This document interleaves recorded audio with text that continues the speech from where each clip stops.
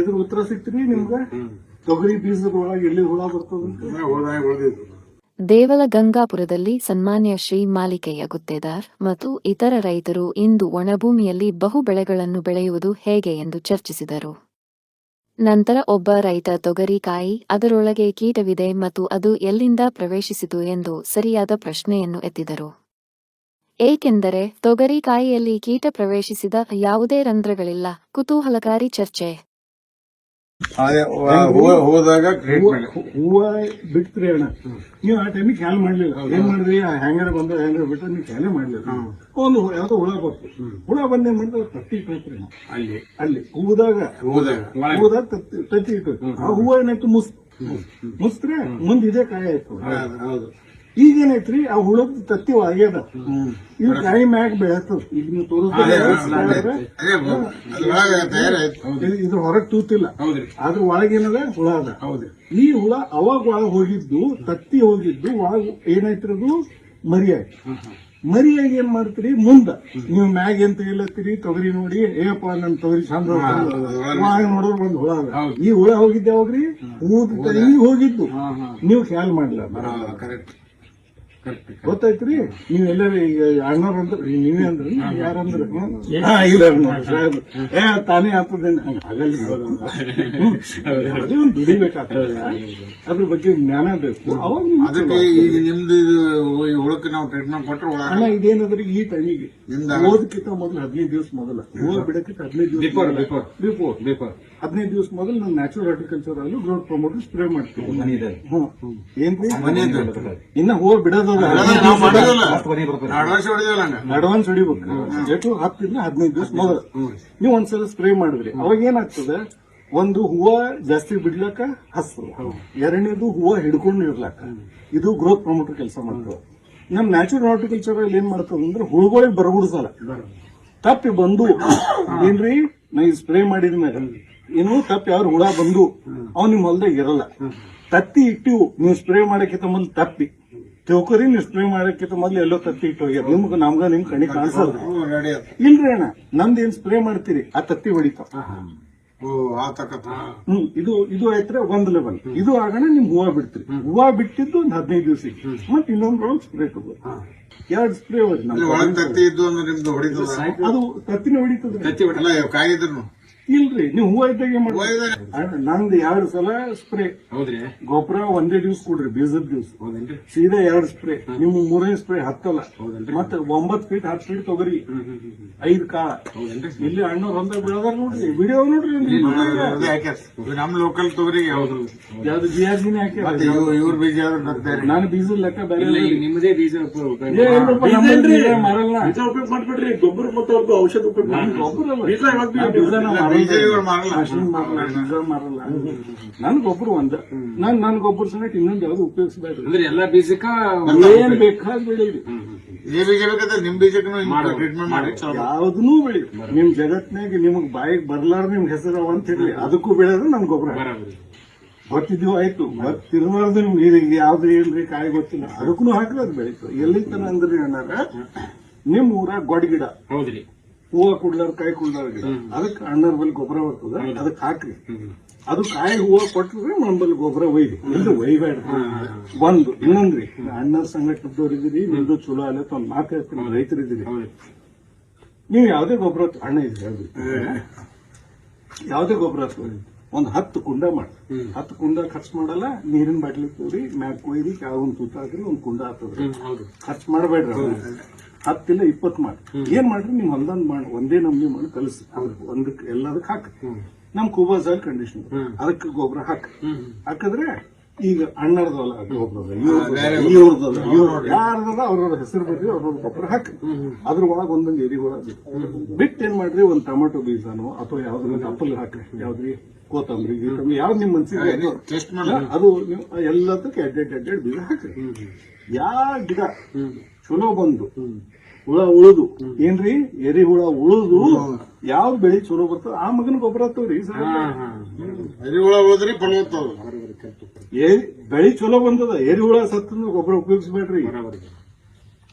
ಏನ್ರಿ ಏನ್ ಹೇಳಕತ್ತೀನ್ರಿ ನಾ ಬೆಳಿ ಚಂದ ಬಂದದ್ರಿ ಎರಿಹುಳ ಸತ್ತದ ಉಪಯೋಗಿಸ್ಬೇಡ್ರಿ ಒಂದು ನಮ್ದು ಉಪಯೋಗಿಸ ಅಂತ ಹೇಳ ನಿಮ್ಗೆ ಭಜನೆ ಆಯ್ತಲ್ಲ. ನೀವ್ ಯಾವ್ದೇ ಉಪಯೋಗಿಸ್ರಿ ಒಂದು ಬೂಟ್ ತಗೋಬೇಕಾದ್ರೆ ಅಲ್ಲಿ ಹೋಗಿ ಏಸಲ್ಲಿ ಹಿಂದ ಮುಂದೆ ಮಾಡ್ರಿ ಸರ್ ಮಾಡಿರ್ಲಿಲ್ಲ ಕೈದಾಗ ಹಿಡಿದು ಹಿಂಗ್ ಮಾಡ್ರಿ ಕಾಲ ಹಾಕೊಂಡು ಓಡಾಡ್ರಿ ಓಡಾಡ್ರಿ ಪರೀಕ್ಷೆ ಮಾಡಿ ಅಂಡ್ರಾಯ್ಡ್ ತಗೋಬೇಕಾದ್ರೆ ಹಿಂಗ ಹಿಂಗ ಐತಿ ನೋಡ್ರಿ ಮಾಡ್ರಿ ಗೊಬ್ಬರ ತಗೋಬೇಕಾದ್ರೆ ಇನ್ನೊಬ್ರು ಯಾಕೆ ಮಾಡ್ತೀರಿ ಇಲ್ಲ, practical ಅನ್ನೋರ ರೆಸ್ಪೆಕ್ಟ್ ಅದ ಹೇಳ್ತಾರ ಹೋಗ್ತೀನಿ ನೀವು ಏನ್ ತಪ್ಪದ್ರಿ ಟ್ರಯಲ್ ಮಾಡಿ. ಇದ್ರ ಉತ್ತರ ಸಿಕ್ತ್ರಿ ನಿಮ್ಗ ತೊಗರಿ ಬೀಜದ ಒಳಗೆ ಎಲ್ಲಿ ಹುಳ ಬರ್ತದಂತ ಹೋದಾಗ ಉಳಿದಿದ್ದು ಬೀಜದ ಹುಳ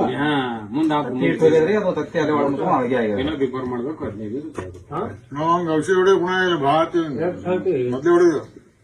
ಅದಕ್ಕೆ ಏನ್ ಪ್ರಶ್ನೆ ಇದ್ರ ನನ್ನ ನಂಬರ್ ಅದ ಅಣ್ಣ ಹೇಳ್ರಿ ಇಲ್ಲ ಅಣ್ಣಗೆ ಜೀವ ತಿನ್ಬೇಡ್ರಿ ನೀವು ನನಗೆ ಫೋನ್ ಮಾಡ್ರಿ ನಂಬರ್ ಅದ ನಿಮ್ಗೆ ಯಾವ ಬೆಳಿ ಜಗತ್ನಾಗ ಏನ್ ಬೆಳಿ ಮಾಡೋದ ಮಾಡ್ರಿ ಭಾರತದ ನೆಲ ನನ್ನ ತಾಯಿ ಭೂದೇವಿ ನಿನ್ನ ಪ್ರಾರ್ಥಿಸುತ್ತೇವೆ ನಿನ್ನ ಮಡಿಲಲ್ಲಿ ಜೀವನದ ಬೀಜ ಬಿತ್ತುತ್ತೇವೆ ನಿನ್ನ ಮಣ್ಣಿನಲ್ಲಿ ನಮ್ಮ ಜೀವನ ನೆಲೆಸಿದೆ ನಿನ್ನ ಕಾಪಾಡಿದರೆ ನಮಗಾಗಿ ಆರೋಗ್ಯಕರ ಆಹಾರ ಬೆಳೆ ನಾವು ಸಾವಯವ ಕೃಷಿಕರು ಸಾವಯವ ನಮ್ಮ ಪ್ರಾರ್ಥನೆ ನಮ್ಮ ಸಂಪ್ರದಾಯವನ್ನು ಮರೆತಿಲ್ಲ ನಮ್ಮ ಭೂತಾಯಿ ಮರೆತಿಲ್ಲ ಕೂಬಸೈಲ್ ಕಂಡೀಷನರ್ ಎಲ್ಲ ಲಘು ಮತ್ತು ಸೂಕ್ಷ್ಮ ಪೋಷಕಾಂಶಗಳೊಂದಿಗೆ ಬಲವರ್ಧಿತವಾಗಿರುವ ಏಕೈಕ ಗೊಬ್ಬರ ಸಸ್ಯದ ಅವಶ್ಯಕತೆಗಳಿಗೆ ಅನುಗುಣವಾಗಿ ಪೋಷಕಾಂಶಗಳನ್ನು ನೀಡುತ್ತದೆ ವಿಸ್ತೃತ ಜೀವಿತಾವಧಿ ಹೊಂದಿದೆ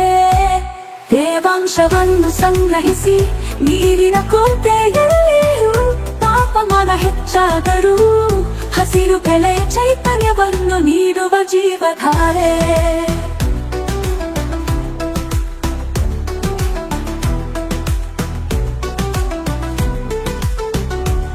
ಈ ಗೊಬ್ಬರವು ಎಲೆಗಳು ಬೇರುಗಳ ನೇರ ಸಂಪರ್ಕಕ್ಕೆ ಬಂದರೂ ಗೊಬ್ಬರ ಹಾಕಿದ ನಂತರ ನೀರು ಹಾಕುವುದು ತಡವಾದರೂ ಸಸ್ಯಗಳಿಗೆ ಯಾವುದೇ ಹಾನಿಕಾರಕ ಪರಿಣಾಮಗಳಿಲ್ಲ ಆರೋಗ್ಯಕರ ಮಣ್ಣು ಆರೋಗ್ಯಕರ ಸಸ್ಯದ ಆಧಾರವಾಗಿದೆ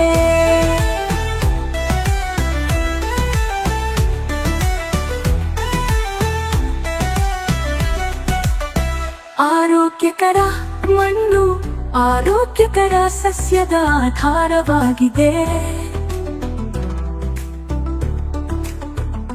ಆರೋಗ್ಯಕರ ಸಸ್ಯವು ಹವಾಮಾನ ಬದಲಾವಣೆಗಳು ಕೀಟಗಳು ಮತ್ತು ರೋಗಗಳ ಸಂದರ್ಭದಲ್ಲಿ ತನ್ನನ್ನು ತಾನೇ ರಕ್ಷಿಸಿಕೊಳ್ಳುವ ಸಾಮರ್ಥ್ಯವನ್ನು ಹೊಂದಿದೆ ಕೂಬಸೈಲ್ ಕಂಡೀಷನರ್ ಯಾವುದೇ ಮಣ್ಣು ನೀರು ಅಥವಾ ಹವಾಮಾನಕ್ಕೆ ಸೂಕ್ತ ಎಲ್ಲ ಬೆಳೆಗಳಿಗೆ ವೆಚ್ಚ ಪರಿಣಾಮಕಾರಿ ಸಾವಯವ ಕೃಷಿ ಬೇರೆ ಯಾವುದೇ ಗೊಬ್ಬರ ಬೇಕಿಲ್ಲ ಕೂಬಸೈಲ್ ಬೂಸ್ಟರ್ ಬೀಜ ಸಂಸ್ಕರಣೆ ಬೇರುಗಳ ಸುರಕ್ಷತೆ ಮತ್ತು ಬೆಳವಣಿಗೆಗೆ ಕೂಬ ಮೋಟರ್ ಕಡಿಮೆ ಬೆಳಕಿನಲ್ಲಿ ಬೆಳವಣಿಗೆಯ ಸಹಕಾರ ಹೂ ಬಿಡುವಿಕೆ ಹೂ ಮತ್ತು ಹಣ್ಣು ಇಳುವರಿಯನ್ನು ಹೆಚ್ಚಿಸಲು ನ್ಯಾಚುರಲ್ ಹಾರ್ಟಿಕಲ್ಚರ್ ಆಗಿ ನಮ್ಮ ಭೂತಾಯಿಗೆ ವಿಷವಲ್ಲ ಗಿಡಮರಗಳಿಗೆ ಅಥವಾ ಅದರ ಹಣ್ಣುಗಳಿಗೆ ಎಂದಿಗೂ ವಿಷವಲ್ಲ ನೈಸರ್ಗಿಕ ಕೀಟರೋಗ ತಡೆಗಟ್ಟುವ ಸಹಾಯಕ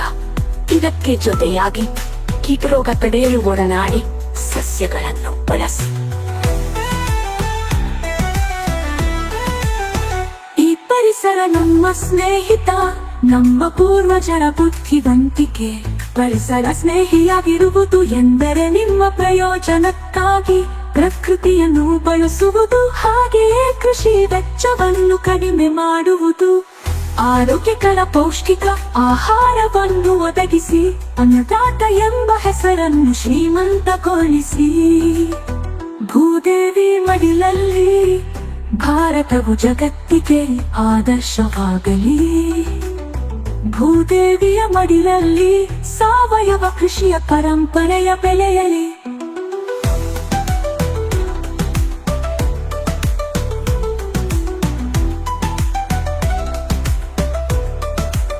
ನಮ್ಮ ಮಕ್ಕಳ ಭವಿಷ್ಯಕ್ಕಾಗಿ ಆರೋಗ್ಯಕರ ಮಣ್ಣು ಉಳಿಯಲಿ, ಆರೋಗ್ಯಕರ ಆಹಾರ ಬೆಳೆಯಲಿ.